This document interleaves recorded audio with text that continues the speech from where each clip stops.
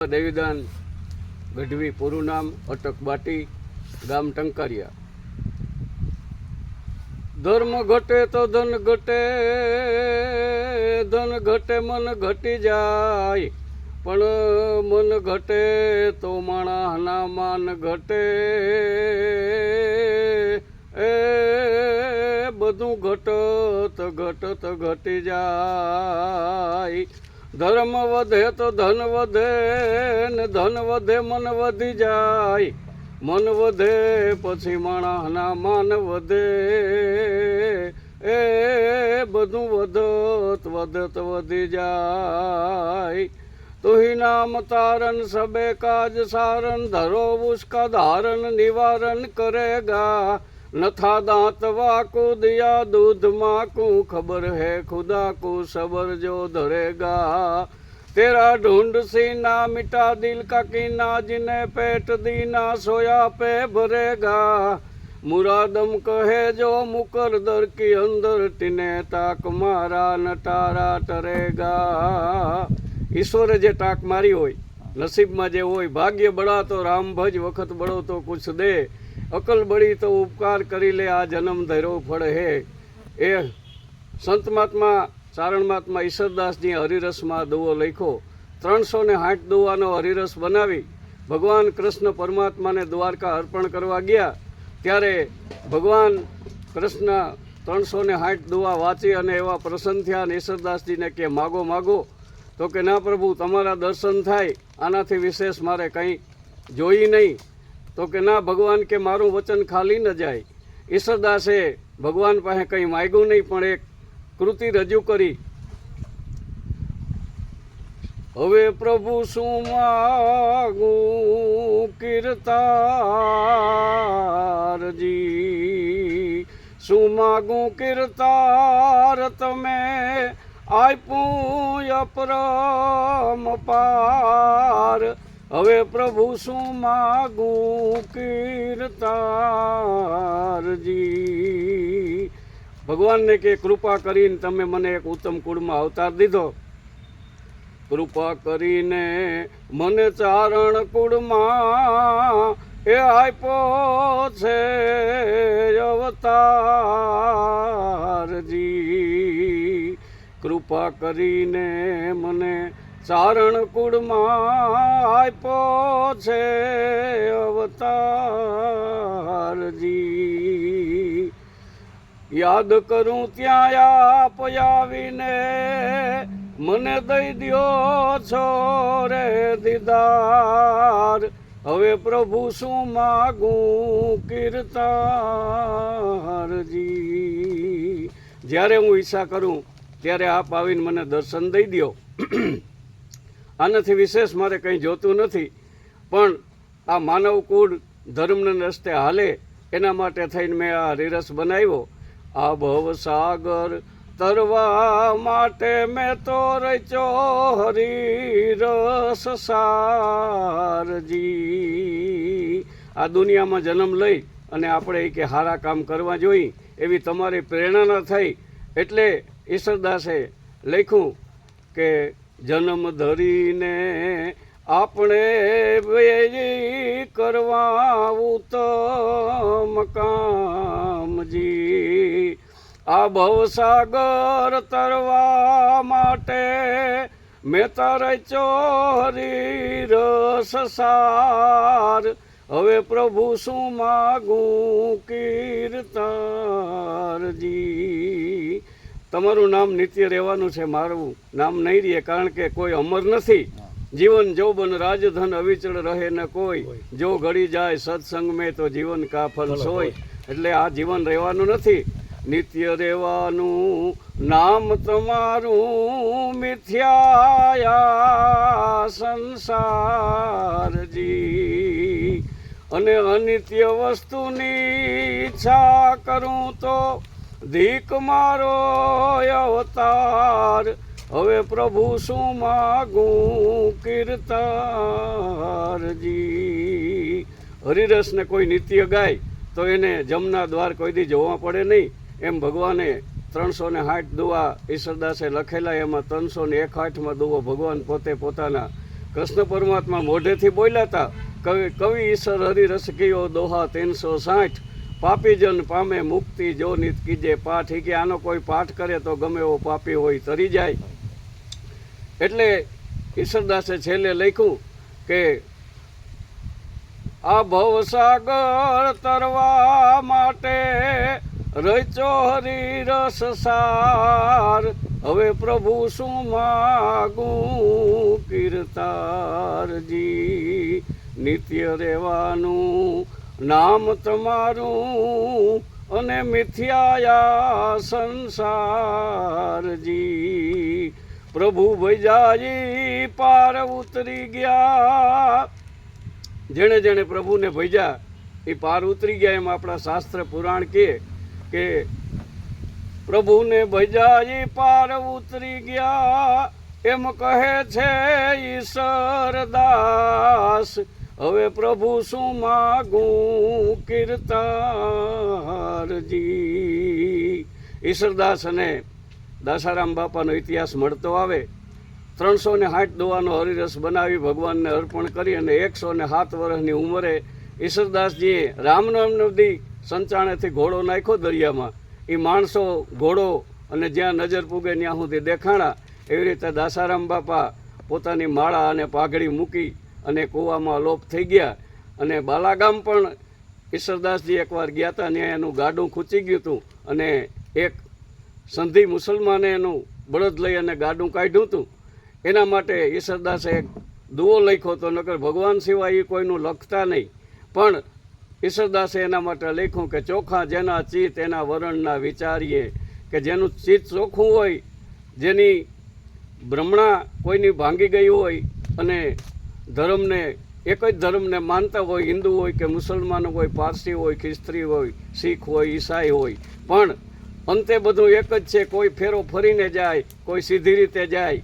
એમ આપણા સંતો ભક્તો આવું બધું ઘણું બધું કહી ગયા કે ધર્મ ઘટે તો ધન ઘટે, ધન ઘટે મન ઘટી જાય, મન ઘટે પછી માણસના માન ઘટે અને ઘટત ઘટી જાય.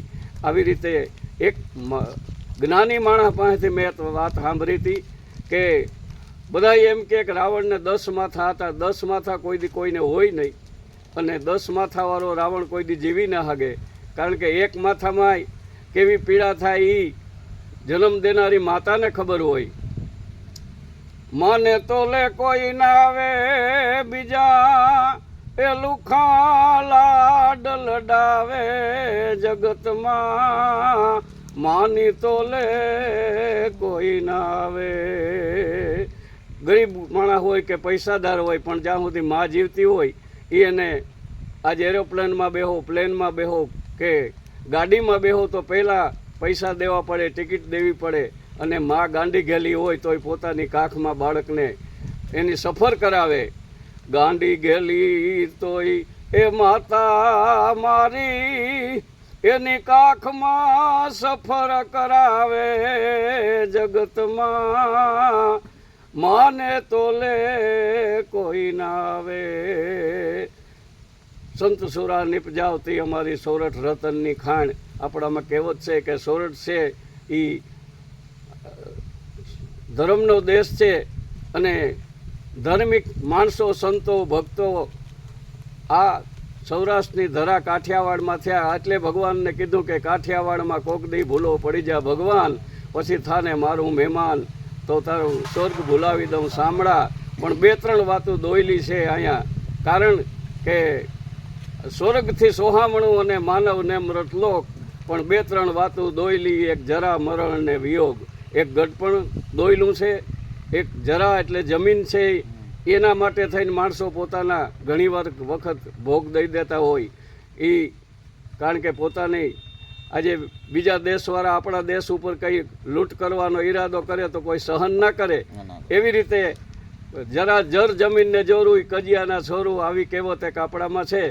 એટલે એના માટે થઈ અને 2-3 વાતો દોયલી, જરા મરણ ને વિયોગ. એક વિયોગ અઘરો હોય, દેશ વિદેશમાં પોતાનો પતિ હોય અને જે સ્ત્રી અહીંયા પોતાની રાહ જોતી આખી અડધી જિંદગી પસાર કરી દે એવી માં. એટલે કીધું મોઢે બોલું માં, નાને નાનપણ સાંભળે, પછી મોટપની મજાત, પછી કડવી લાગે કાગડા. ગમે એવો માણસ હોય અને એના માટે કાગબાપુએ એક ભજનમાં લખ્યું છે કે કેજો યા દુખડાની વાતું જો બનિયાને, કેજો યા દુખડાની વાતું, ડગમગ પગલા ડોલવા લાગ્યા, હાથે નથી રે ચલાતું, લાકડીને ટેકે હવે ડગલા માંડતો, લાકડીને ટેકે બાપા ડગલા માંડતો, કાને નથી સંભળાતું જો બનિયાને, કેજો આ દુખડાની વાતું. દાડમ કડી જેવા દાંત જોવાનીમાં હોય, ન ખાવાનું ખાય, ન પીવાનું પી અને એને ભૂકો બોલાવી દીધો હોય, પણ ભગવાને એવી દ્રષ્ટિ કરી, એવી ભગવાનને માણસો ઉપર મહેરબાની કરી કે દાંત નહોતા તેથી માનું ધાવણ દઈ દીધું હતું. અને એટલે જ ભીખુદાનભાઈ જેવા કલાકાર બોલે કે હરિની હાટડીએ મારું કાયમી હટાણું, દાંતની સંગાથે દીધું ચાવવા ચવાણું, હરિની હાટડીએ મારું કાયમી હટાણું. એવા આપણા ભજન, એવા આપણા દોહાસંદ, એવા આપણા માતાજીના ગરબા, જેમાં જાય એમાંથી ધાર્મિક વસ્તુ તરફ જવાનો રસ્તો મળે. અને રામ રાવણ જે થઈ ગયા એના વિશે એક વાત મારે કરવી છે. કારણ કે ઘણા માણસો એમ કે રાવણને 10 માથા હતા. 10 માથા નહોતા, પણ શિવની એવી ભક્તિ રાવણે કરી કે એક પગે ઊભા ઊભા પોતાના આંતરડા અને કીડિયું ચડી ગઈ. એટલી બધી તપસ્યા કરી અને ભોળાનાથ પ્રસન્ન થયા કે માગ માગ. રાવણ બોલ્યો ભગવાનને કે માગું એ દ્યો. તો કે હા, મારું વચન ખાલી ન જાય. તો કે મને અમરપદ દ્યો. ભગવાન કે અમરપદ કોઈને મળે નહીં, એ તો દેવને દુર્લભ છે. છતાંય બીજી કોઈ વસ્તુ માગી લે તો એક માથું પોતાનું ચડાવી દીધું. ભગવાન પ્રસન્ન થયા કે હવે માગી લે. તો કે અમરપદ, કે અમરપદ નહીં મળે. તો કે તઈ કે બીજું વરદાન માગી લે. માથું ફરીથી ભગવાને હજીવન કર્યો. એક માથું કપાઈ ગયું, બીજું માથું ચડ્યું અને રાવણ પાછો ભગવાનનું નામ લેવા માંડ્યો. તઈ ભગવાને કીધું કે હવે માગી લે, હવે હું જોઈ. તો કે તો અમરપદ ના દેવું હોય તો મને 2 કાયા જોઈ. ભગવાન કે તથાસ્તુ. બીજું માથું કપાઈ ગયું તો એ ચડાવ્યું. પછી એને ખબર પડી ગઈ કે આ ભગવાન હજીવન કરી દે. એટલે ત્રીજી વખત માથું ચડાવ્યું ભગવાનને. ભગવાન કે હજી કંઈ બાકી રહી ગયું, કેમ ત્રીજી વખત માથું ચડાવ્યું? તો કે મારે 2 કાયા જોઈ, પણ 2 કાયા અલગ અલગ જોઈ. એક માણસને 2 કાયા કોઈ દી હોય નહીં, પણ રાવણે આવું માગ્યું હતું. એટલે ત્રીજું માથું ગયું. ચોથી વખત માથું ઉતારી અને ભગવાન કે હજી શું બાકી રહી ગયું? તો કે મારી 2 કાયા છે, એમાંથી એક કાયા છે એ ભમરાની હોવી જોઈએ અને બીજી કાયા છે એ શરીર માણસનું હોવું જોઈએ. ચોથું માથું ઉતાર્યું અને ભગવાન પાસે 5મી વખત માથું ઉતારવા ગયો તો ભગવાન કે બસ કર, હવે હજી તારે જે જોઈએ માગી લે. તો કે મારી જે કાયા ભમરાની કાયા છે એ સૂરજનારાયણના રથમાં રહીએ એવી વ્યવસ્થા કરી દો. 5મું માથું ગયું. 6ઠી વખત માથું ઉતાર્યું. ભગવાન કે તો બીજી કાયા? તો કે બીજી કાયા મારી રાવણની અને એ કાયાની નાભીમાં અમૃત રહીએ એવું કરી દો. 5મું માથું ગયું. 6ઠું માથું ફરીથી ઉતાર્યું. ફરીથી ભગવાન બોલ્યા કે હજી શું બાકી રહી ગયું? તો કે મારી જે આ કાયા છે એ કોઈના હાથે મરે નહીં, પણ કદાચ કોઈક એવો શૂરવીર જાગે તો મારી પહેલી કાયા છે એ ભમરાની કાયા છે એ મરે એવું વરદાન દો. 6ઠું માથું ગયું. ભગવાને કે તથાસ્તુ. અને લક્ષ્મણજી રથના ભમરાઓને વીંધો તો એવું શાસ્ત્રમાં પુરાણમાં આવે છે. એટલે 7મું માથું થયો તો ભગવાનને કે હવે તારે શું જરૂર છે? 6 વરદાન તને દઈ દીધા. તો કે નહીં, હજી એક વરદાન થયો. તો કે કેમ? કે મારું 7મું માથું છે એ કોઈ જેવો તેવો માણસ નહીં, પણ ભગવાધારી હોય અને વનવાસી હોય એવા માણસથી મારું માથું ઉતરે, નહીં તો મારું મૃત્યુ ન થાય. 7મી વખત માથું ઉતારી અને ફરીથી 8મું વખત માથું ઉતારી ભગવાનને વિનવણી કરી. ભગવાન કે આજ તો આવો મને કોઈ ભગત મળ્યો નથી કે 7 વખત માથા ઉતારી અને દઈ દે. તારી શક્તિ અને તારા શૌર્યને મારે વખાણ કરવા પડે તો માગી લે. તો કે 14 વર્ષ સુધી જેની સ્ત્રીએ નિંદર ન કરી હોય એવા માણસ ભેગા હોય ને એનો મોટો ભાઈ થતો હોય એવા માણસને હાથે મારું મૃત્યુ થાય. ભગવાને તથાસ્તુ કહી દીધું. 9મી વખત જઈ વરદાન માગ્યું તઈ એક રથમાં જે ભમરો હતો એને લક્ષ્મણે વીંધી નાખ્યો હતો અને રાવણને વિભીષણના કહેવાથી ખબર પડી ગઈ રામને કે રામ જે બાણ ચલાવતા હતા ત્યારે વિભીષણે કહ્યું કે પ્રભુ રહેવા દો, આવી રીતે એનું મરણ નહીં થાય શકે. કેમ કે એની નાભીમાં અમૃત છે, ભગવાને વરદાન દીધેલ છે. 9મું વરદાન નાભીમાં અમૃત હતું. એ અમૃત જોઈ અને રામે તીર માર્યું, ડૂટીમાં લાગ્યું, અમૃત નીકળી ગયું અને પછી રાવણનું મૃત્યુ થયું. એટલે જરા મરણને વિયોગ, ધરતી રાજા રાવણની કોઈ અમર રહ્યું નથી, કોઈ રહેવાનું નથી. એટલે કીધું કે ધર્મ ઘટે તો ધન ઘટે, ધન ઘટે મન ઘટી જાય, મન ઘટે પછી માણાના માન ઘટે, બધું ઘટત ઘટી જાય. એટલે ઈશ્વરદાસજીએ કહ્યું કે 360 દુઆ લખ્યા અને ઈશ્વર ઘોડા જીકે આ મહાસાગરની માય, પછી તારણ હારો તારશે છાયા પકડે બાય. ભગવાન બધાયનું સારું કરે એવી ઈચ્છા કરી અને આપણે આ મારી વાણીને સમાપ્ત કરું છું. જય માતાજી, રામચંદ્ર ભગવાન, જય દાસારામ.